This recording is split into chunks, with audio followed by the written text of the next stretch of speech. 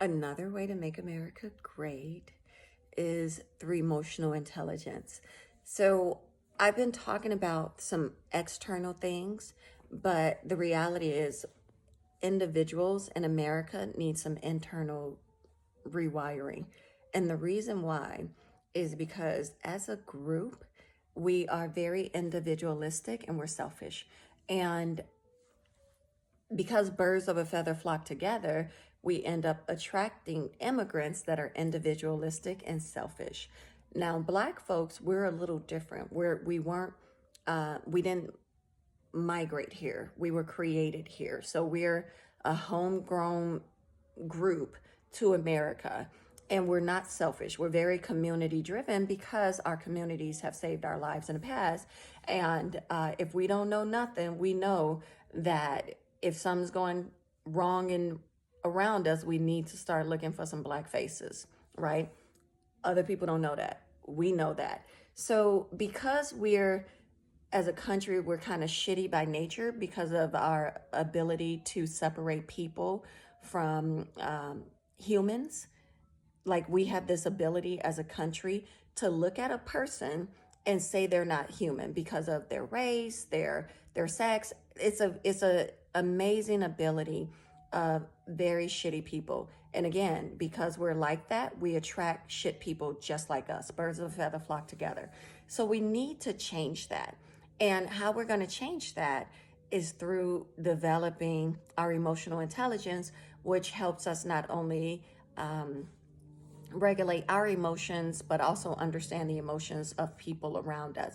So it helps us start seeing people as being human, right? Emotional intelligence, if you guys don't know anything about it, it was a term that became popular in the 90s, but the concept came out around 1965. And it's this study of just regulating your emotions. You guys, it all starts with emotion, right?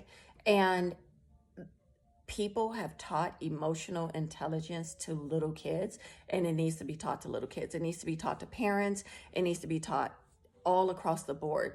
As a country, we're not good with our emotions. We're not good with regulating our emotions. We're not good with understanding other people's emotions because we dehumanize them. So we need to really start delving into that. And I think on the other side of that, I think there's going to be less murders. There's going to be less rapes. There's going to be less power tripping, less road rage kills, less wars. There's going to be so much less stupidity that comes as a result of rage and silly shit. So, and I'm not perfect, you guys. I am so full of rage. I call it Black girl rage. Yes. You don't want it on you. I promise you don't want it on you because I will get you. I'm joking seriously. I'm serious. I will hurt people.